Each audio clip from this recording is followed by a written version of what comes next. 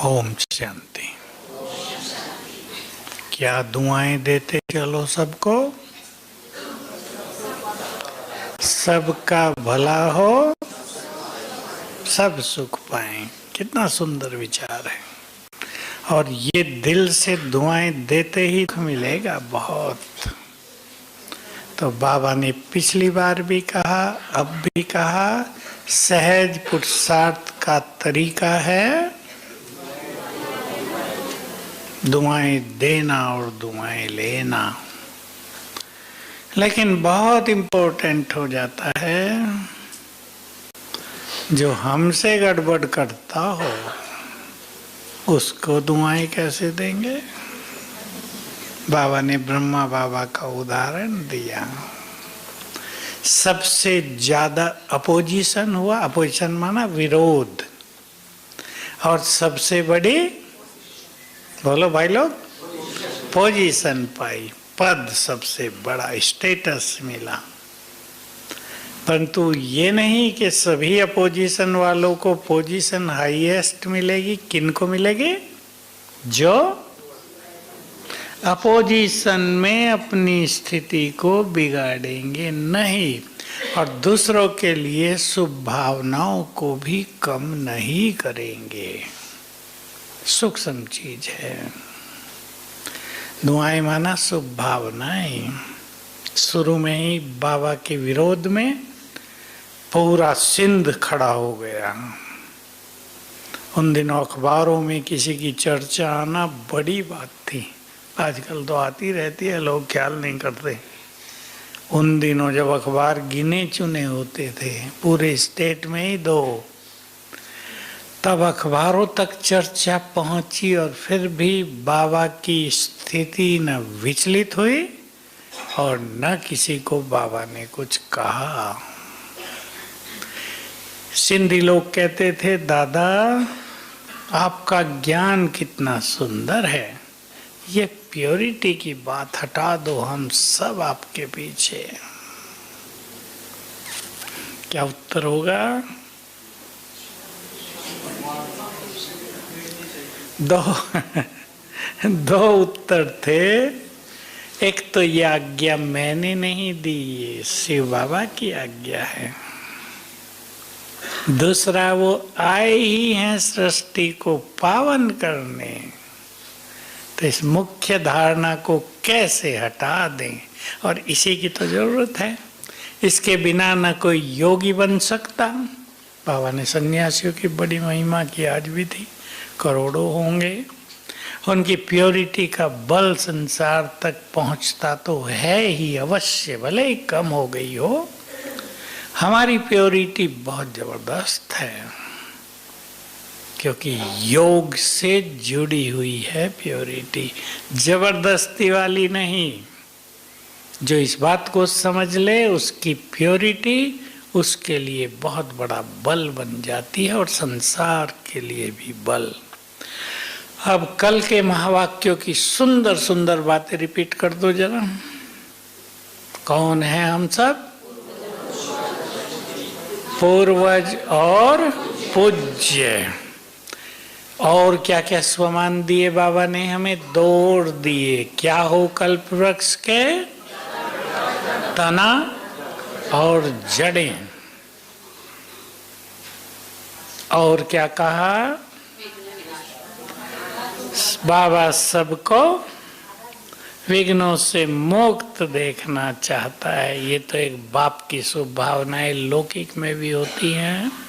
और बताओ, अगर हम पूर्वज बनकर क्या अभ्यास करेंगे? आपके सामने कोई सभा है, जैसे मेरे सामने है, आपके सामने 5 लोग हैं।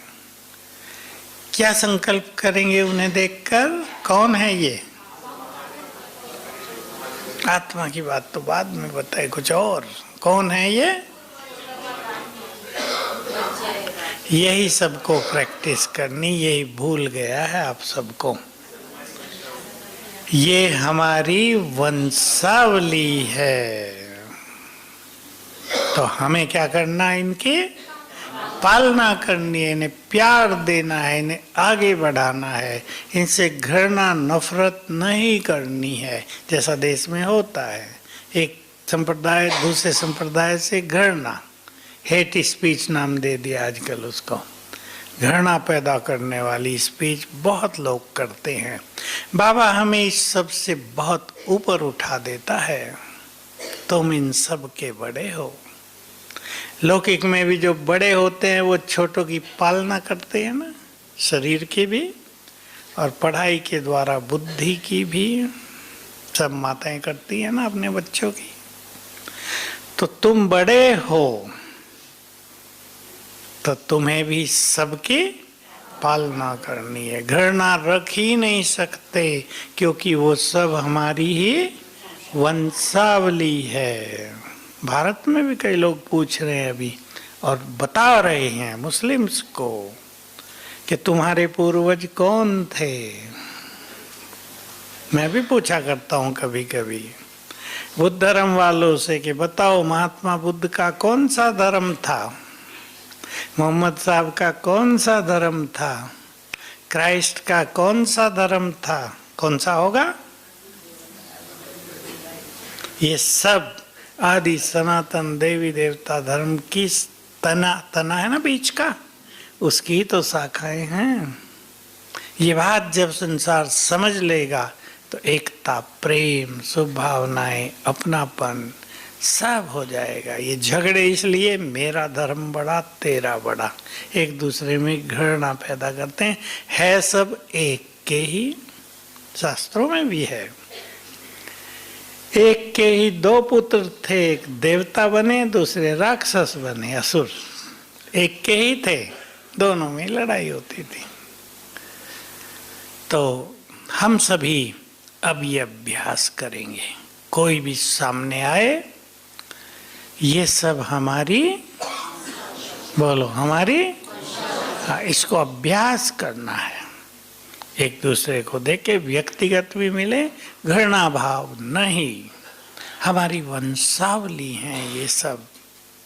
तो उनको क्या अनुभूति होगी, वो हमारे लिए क्या सोचेंगे? ये भी तो बहुत सुंदर बात है। ये हमारे हैं तो झगड़े खत्म हो जाएंगे ना, क्योंकि आगे चल के आप सब जानते हैं ग्रह युद्ध बहुत होने हैं। लेकिन अगर हम इस स्वमान को बढ़ा देंगे तो हम सेफ, हम दाता, पालना देने वाले, वाइब्रेशंस देने वाले, उनके मन में भी हमारे लिए सम्मान की भावना होगी कि ये हमारे बड़े हैं। करेंगे प्रैक्टिस, खूब करें। कोर्स कौन कौन कराते हैं आप में से? 7 डेज कोर्स। अच्छा, तो जो भी कोर्स करने आए, 2 स्वमान से उनके सामने जाना, मैं इसकी इष्ट देवी हूँ और पूर्वज हूँ। तो बॉल का इफेक्ट बहुत गहरा होगा। बाबा ने कभी बहुत सूक्ष्म बात कही है, वो भी सुन लें आप। आज मुझे याद आ रही थी, बहुत दिन के बाद आज याद आई थी। यदि तुम पूर्वजपन के नशे में रहो तो तुम्हारे द्वारा संसार की पालना स्वतः ही होती रहेगी। गहरी बात है। तो जैसे माताओं को, भाइयों को अपने परिवारों में रहता, हम बड़े हैं भाई, नौकरी धंधे भी करते हैं, पैसा कमाते हैं, क्यों क्यों? बोलो ना, बोल नहीं रहे, चुप बैठे। तो कुमार बोल रहे, मैं फादर से पूछ रहा हूँ, फादर सब देख रहे हैं मुझे, क्यों कमाते हो पैसा? अरे बोलो ना सारे फादर्स। माताएं तो बोल रही, होशियार है, मैं समझ गया। हमारे माताओं का ग्रुप बहुत होशियार है। भाई लोग भी चुस्त हो जाओ, पालना करते हैं ना, ठीक है। माताएं ध्यान देती हैं बच्चों का। कई बाप तो कह देते हैं बच्चे तुम्हारे, तुम संभालो, जैसे उसके हों ही ना। तो पालना करनी है हमें सबकी। क्या देना है? क्या देना है? और भी तो कुछ बताओ। देखो, परिवार में भी माँ बाप बच्चों को यदि प्यार न दें तो पालना अधूरी। चाहे रोज मक्खन और घी खिलाएं, लेकिन प्यार के बिना चरित्र का विकास नहीं होगा, पर्सनालिटी का विकास नहीं होगा। तो पहले हम सबको प्यार दें। एक समय था जब ज्ञान सुनने वाले जब आते थे तो हरेक से ही बहस होती थी खूब। अब वो समय बीत गया। अब जो हम सुनाते हैं लोग उसको सुनते हैं। नई पीढ़ी को क्या लेना देना, भगवान सर्वव्यापी है या गीता का भगवान कौन है? कोई भी हो, बताओ क्या करना है। आजकल की तो बात ये है ना, ठीक है गीता का भगवान श्री कृष्ण नहीं है, शिव है, मान लिया। अभी हमें योग सिखाओ, मन की शक्ति बढ़ाने की बात बताओ। 5000 साल पे कितनी डिबेट होती थी, विनाश नहीं होगा कितनी डिबेट होती थी। अब हमने कहना छोड़ दिया और दुनिया में खूब चर्चा है विश्व युद्ध किसी भी क्षण हो जाएगा। और विश्व युद्ध होना माना खाली सफाया। और विनाश काले विपरीत बुद्धि भी हम देख रहे हैं लोगों को। लेकिन ये तीसरा विश्व युद्ध तब तक नहीं होगा जब तक स्थापना का कार्य पूर्ण नहीं हो जाता, जब तक हम संपूर्णता के समीप नहीं पहुंच जाते। एक ये बात और याद दिला देता हूं, 2-3 दिन पहले की मुरली में श्री कृष्ण का जन्म कब होगा? बहुत लोग कहते हैं ना जन्म ले लिया है। मुझे भी एक ने कहा जन्म ले लिया। मैंने कहा तुम मिल के आई? कहा नहीं, मिल के तो नहीं आई। मैंने कहा तो भागती क्यों नहीं मिलने के लिए? कब होगा श्री कृष्ण का जन्म? और कुछ था गुह्य रहस्य है ये, जो भगवान के सिवाय कोई नहीं बता सकता। जब इस संसार में कोई भी धर्म नहीं रहेगा। याद करो, 3 दिन की पहली मुरली है शायद। एक ही धर्म रहेगा, लेकिन उनको भी थोड़ा ही पता हम देवी देवता धर्म के हैं। वो तो देवी देवता हैं।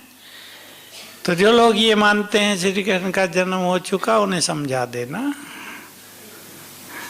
कि श्री कृष्ण भला कलयुगी पतित दुनिया में जन्म लेगा। अभी तो प्रकृति उसका शरीर के निर्माण करने के योग्य ही नहीं है। वो कलयुग का पानी पिएगा क्या बोतलों का?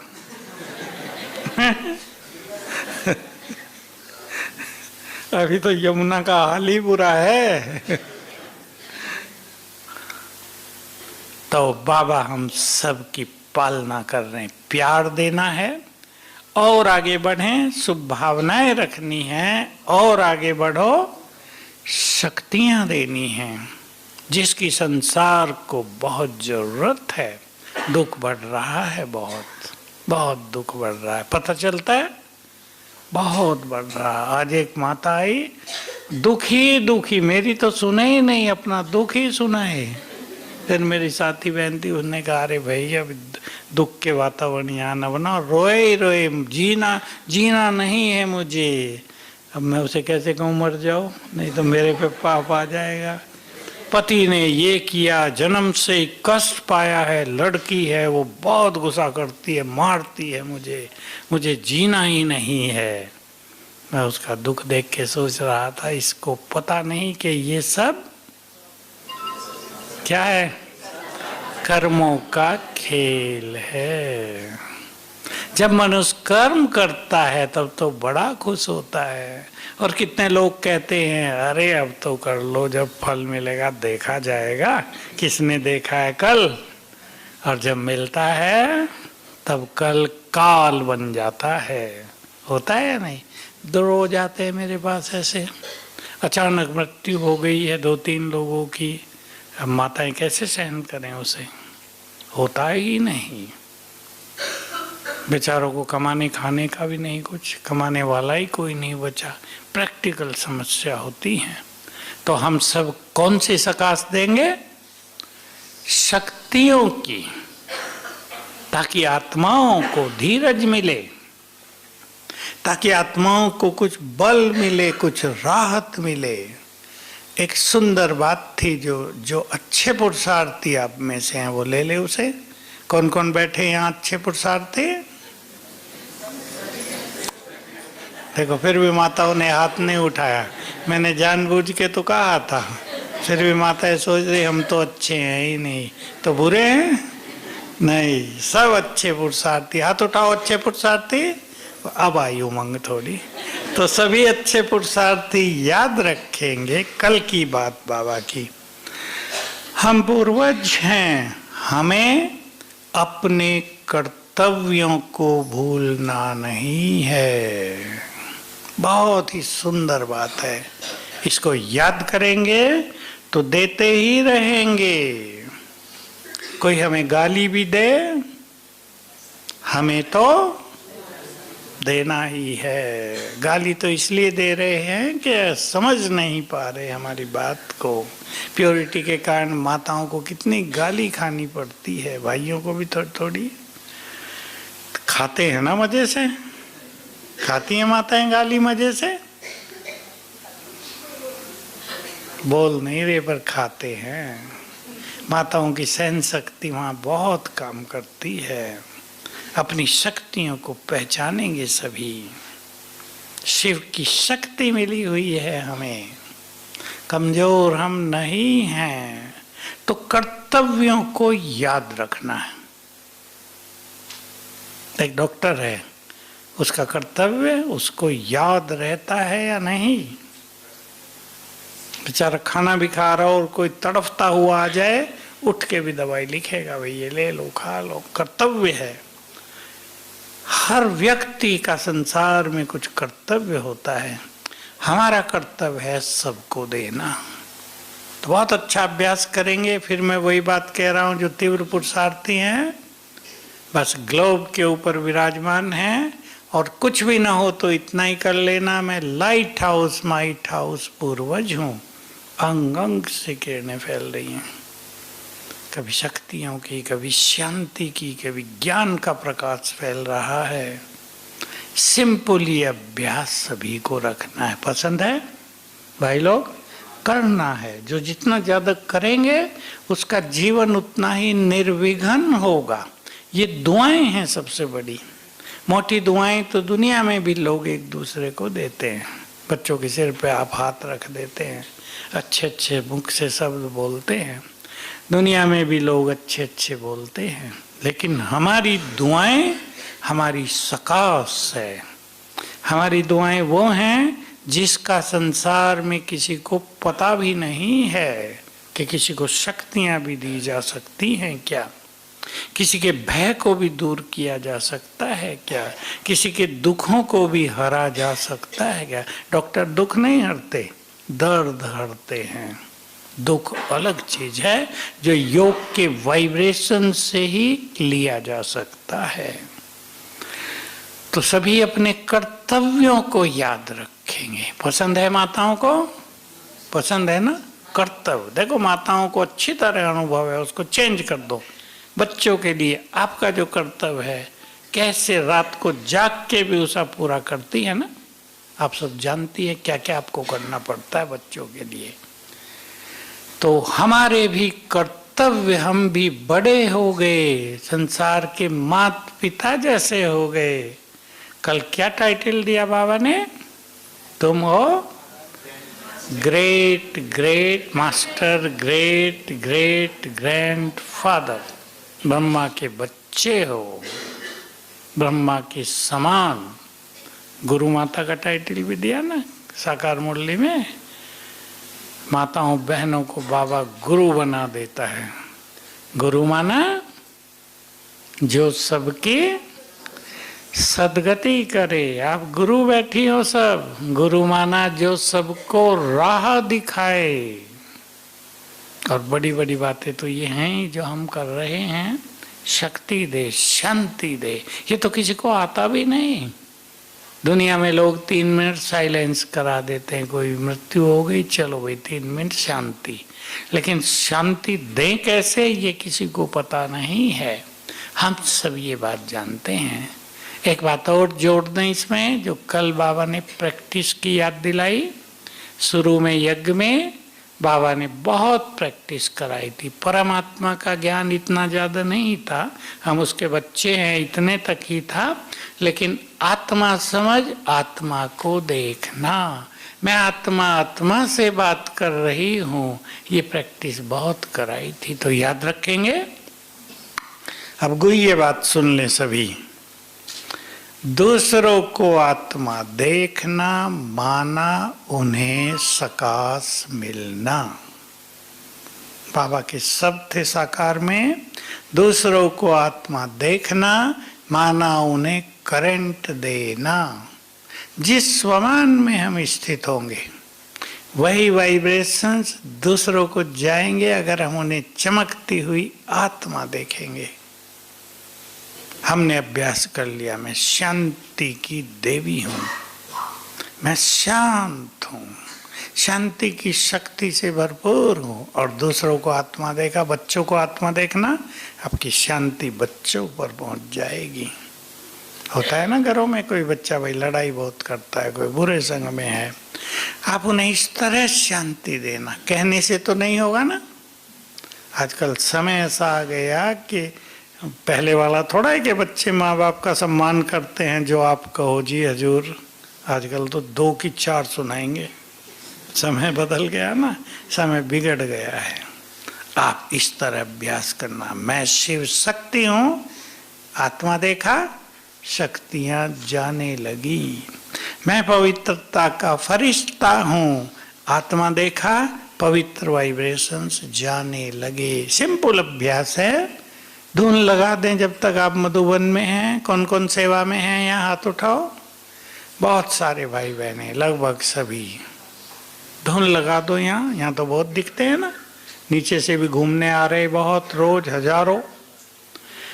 ये 3 अभ्यास थोड़ी देर भी, कोई ये ना सोचे हमें सारा दिन रटते रहना है।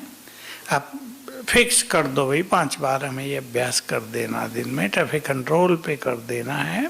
ये सकाश देने की इस तरह की सेवा इस विधि से बिल्कुल सहज। भूल जाओ कि मुझे परम धाम में देना है। कई लोग ये पूछते हैं सकाश परम धाम में देनी है सूक्ष्म वतन में। मैं कहता हूँ दोनों ही जगह नहीं, सकाश तो यहाँ देनी ना, परम धाम में किसको सकाश देंगे? परम धाम में नहीं, सकाश यहाँ देनी है। तो ये सरल विधि सभी अपनाएंगे। पसंद है? करेंगी माताएं? अपने घर से शुरू करो, बच्चों से शुरू करो, पति से, और सास ससुर हों उनसे। उन्हें आत्मा देखो अपने भिन्न भिन्न स्वमान में रहकर, और उसका परिणाम देखो। परिणाम स्वमान में स्थित होने से क्या मिलेगा? सम्मान। ये बहुत प्रश्नों का उत्तर है। जो भाई बहने ये कहते हैं जब से ज्ञान में आए परिवार वाले सब विरोधी हो गए, दुश्मन बन गए हैं, निकल जाओ घर से। स्वमान बढ़ा दो, सम्मान आपके पीछे पीछे आएगा। अशरीरीपन का अभ्यास कर लें। जो जितने देह से न्यारे वो उतने ही सबके। देखो कौन प्यार नहीं करेगा? भगवान के माँ-बाप गलत थोड़ा ही हो सकते हैं। ये बड़ी सूक्ष्म आध्यात्म के रहस्य हैं। पर होता क्या, जब घरों में विरोध होता है, अब विरोध तो होता है, कोई भक्ति बहुत करे लोग विरोध करेंगे, ज्ञान में धारणाओं में चलें लोग विरोध करेंगे, ये तो हमें मानना ही पड़ेगा। लेकिन होता क्या है कि उनके विरोध में आत्मा इतनी डाउन हो जाती है कि ये अभ्यास करने ही भूल जाती है। मैं इस देवी हूँ तो ये मुझे तंग क्यों कर रहे, मेरी पूजा क्यों नहीं करते। इस देवी बन जाओ, पूजा होने लगेगी। बन के तो देखो, ध्यान देना पड़ेगा। इस देवियों को क्रोध आएगा तो कोई मानेगा ये इस देवी है? ज्वाला देवी नाम पड़ जाएगा फिर तो।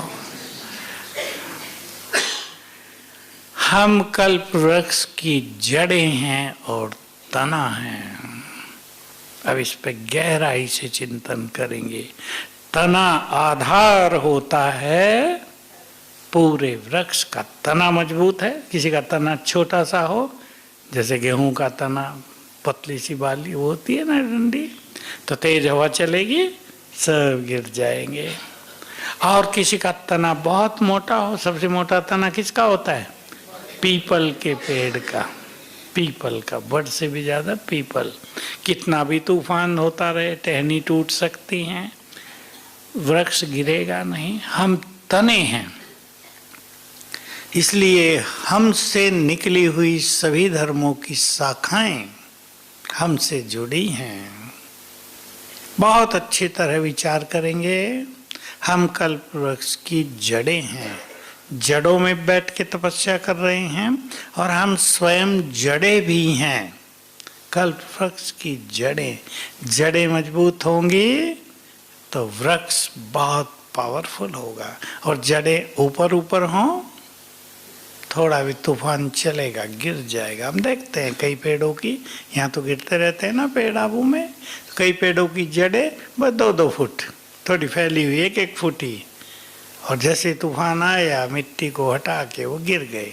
और कई पेड़ों की जड़ें बहुत गहरी, 10 फुट 15 फुट मजबूत, गिरते ही नहीं। हम जड़ें हैं। जड़ों के द्वारा क्या जाता है वृक्ष को? भोजन और पानी, खाद पानी। हम जड़ें हैं, हमारे द्वारा पूरे कल्प वृक्ष की पालना होती है। भोजन जा रहा है, हमारे संकल्प अनेक आत्माओं को बल देंगे। अब ध्यान से सुन लें और सबको करेंगे। हमारी खुशी अनेकों के तनाव मिटाएगी, हमारी शांति अनेकों के चित्त को शांत करेगी, हमारा आध्यात्मिक सुख अनेकों के दुख हरेगा। ऑटोमेटिक है। हमारी प्योरिटी, बोलो प्योरिटी क्या करेगी? सुख शांति भी देगी। और हमारी प्योरिटी सभी आत्माओं की मूल संस्कार प्योरिटी को जगाएगी। प्योरिटी मूल संस्कार है ना।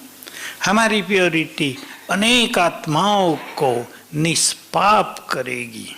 प्योरिटी जिनके पास है वही संसार की सबसे बड़ी पुण्य आत्माएं हैं।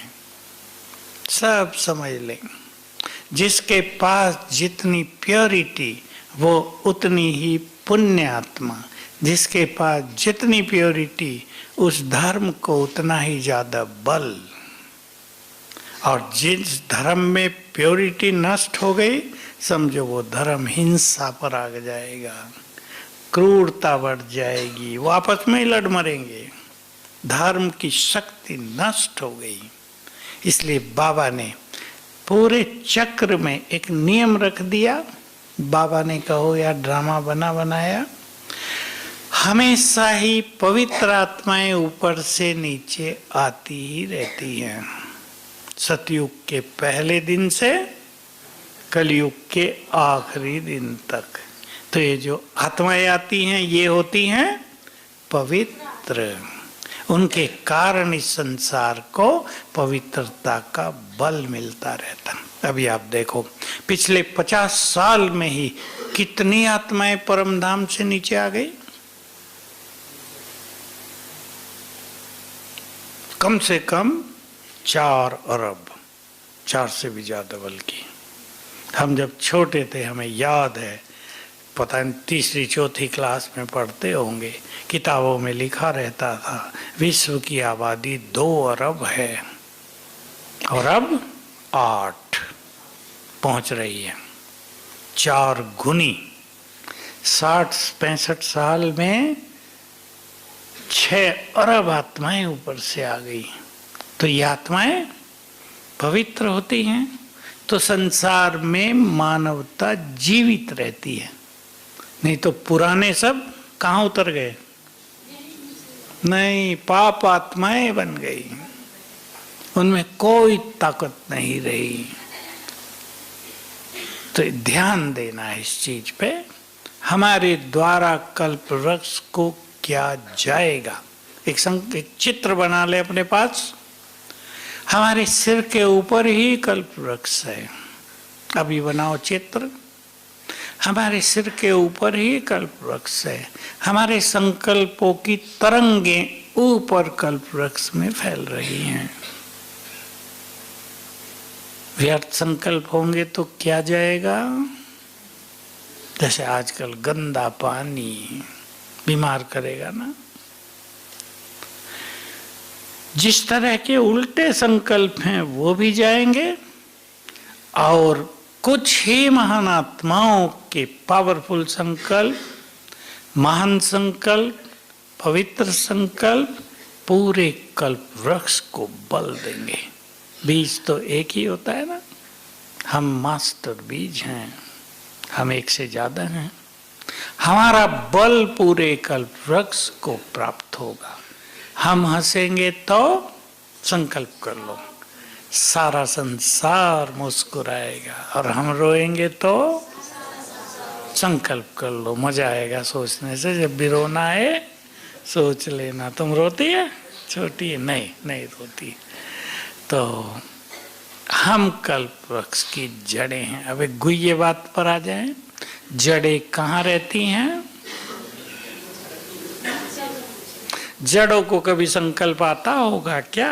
वैसे तो जड़ हैं वो, जड़े जड़ हैं, उन्हें संकल्प की बात नहीं, पर हम जस्ट कल्पना करें कि देखो जड़े हम, भोजन पानी हम दे रहे आम के पेड़ को, और महिमा इस आम के पेड़ की हो रही, बड़े मीठे आम हैं, आपूस, आह क्या मीठे आम हैं। कभी संकल्प आता होगा? जड़े एक फूल की, पौधे की जड़ें जो खाद में, मिट्टी में, गारे में रहती है, उन्हें संकल्प आता होगा काम सारा हमारा, और लोग इनके फूलों की महिमा कर रहे हैं, सुगंध इनसे ले रहे हैं। आता होगा?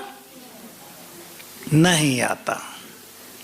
हम सभी जो जड़ें हैं वो कहाँ हैं? मिट्टी में नहीं, अंडरग्राउंड, गुप्त। संसार में भी हम गुप्त हैं, कोई थोड़ा ही जानता है। गाली देते होंगे आपको, कहाँ चली गई ओम शांति में, अपना धर्म छोड़ दिया।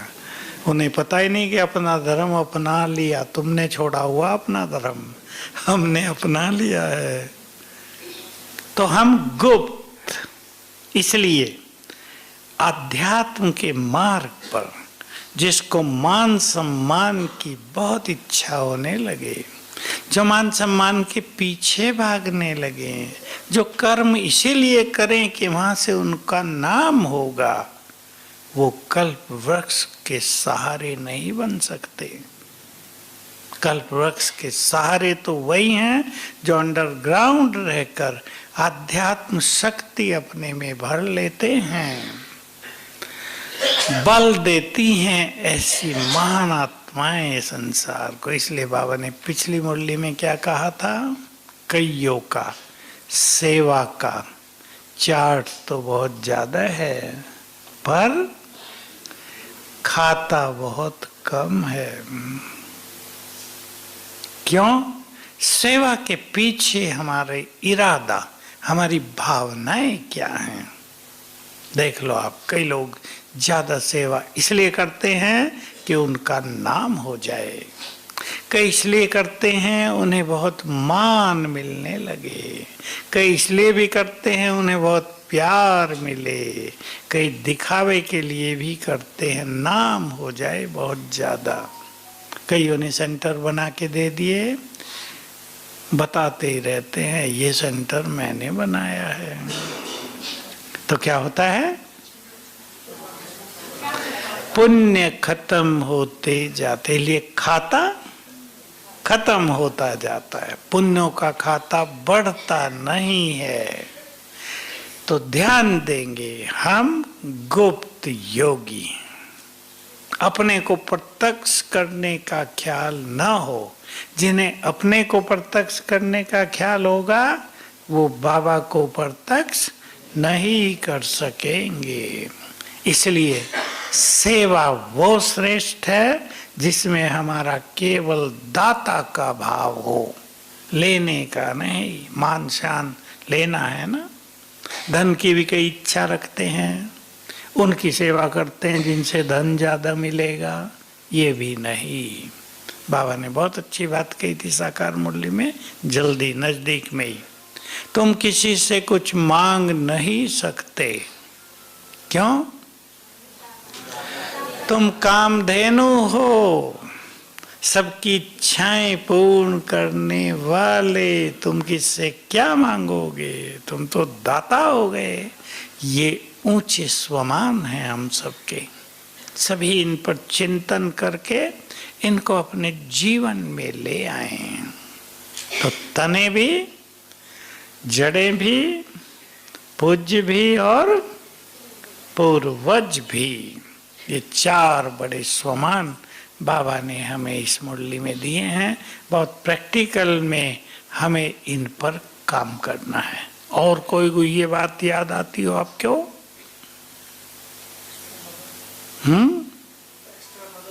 हाँ, बहुत अच्छी बात थी। किसको देंगे? बाबा ने तो तब के लिए कहा था कि इस साल जो विशेष करेंगे पुरुषार्थ, बाबा उनको एक्स्ट्रा मदद देंगे। मैंने तो बहुत फायदा उठाया था इस बात का, लेकिन ये बात सदा ही है।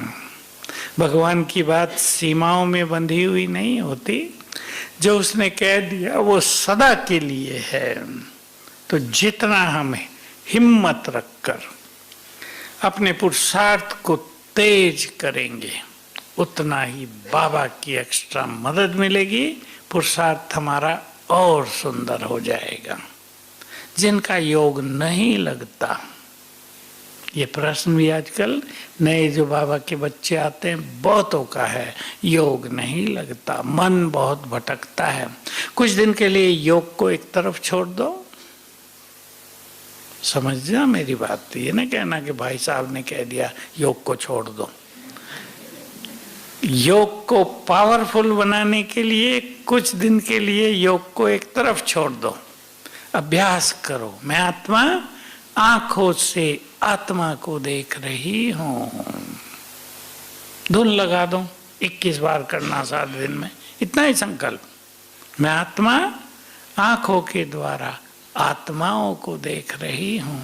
देखो एक ही दिन में योग लगता है या नहीं, करके देख लो कल 21 बार। इसलिए मैंने कहा योग को जरा एक तरफ रख दो। दूसरा, मैं कौन सी आत्मा हूं, कल भी था ना। मैं कौन सी आत्मा हूं, 2-3 संकल्प ले लो स्वमान के, सारा दिन में 21 बार कर लो और देखो शाम तक चित्त कितना शांत हो जाता है। योगा पे ही लग जाएगा। मन उलझ गए हैं बहुतों के, दुख इतना हो गया है, परेशानी इतनी बढ़ा ली है कईयों ने सोच सोच कर कि कुछ भी अभ्यास करना नहीं आता। उनको हम सिखाते हैं सवेरे जब भी उठो और सोने से पहले 108 बार लिखो, मैं मास्टर सर्वशक्तिवान हूँ। क्योंकि कुछ होता ही नहीं। उन्हें ये भी कहे ना मैं आत्मा बहुत सुख स्वरूप हूँ, सोचो कहाँ सुख है भाई जी। बोलने से पता लगेगा इन जैसा दुखी संसार में कोई नहीं है। ये लिखने से बहुत अच्छा होगा। और जिनका थोड़ा भी अच्छा योग लगता है वो 5 स्वरूपों का अभ्यास करें। ये 5 स्वरूपों का अभ्यास हमारी बहुत सुंदर साधना है। इससे वो संस्कार हमारे वर्तमान जीवन में आएंगे जो हमारे आदि स्वरूप में हैं, जो हमारे पूज्य स्वरूप में हैं, जो फरिश्ते स्वरूप में हैं। वो सब संस्कार जीवन में आने लगेंगे। चित्त शांत भी हो जाएगा। बड़ी चीज साधनाओं में, संसार में भी, सुख शांति के लिए भी एकाग्रता ही तो है। इन सब से एकाग्रता बहुत बढ़ जाएगी। बस इसके पीछे एक ही संकल्प है, एक राज है कि हम अपने को सुंदर काम दें। मन को हम काम नहीं देते तो मन उलझ जाता है, भटक जाता है, परेशानियों में आ जाता है। तो 5 स्वरूपों का अभ्यास भी करेंगे। और बाबा ने 4 धाम की यात्रा भी सिखा दी है। केवल 4 धाम में बैठने से काम नहीं चलेगा। घर बैठे भी आप कर सकते हैं बहुत अच्छे चिंतन के साथ। तो पूर्वज की स्मृति सबको पक्की करनी है इस मुरली से। पूर्वज और पूज्य दोनों ही बड़े, छोटे नहीं। तना और जड़े दोनों ही जिम्मेदार, लापरवाह नहीं। इनकी स्मृति रखेंगे, बहुत सुंदर अवस्था बन जाएगी। ओम शांति।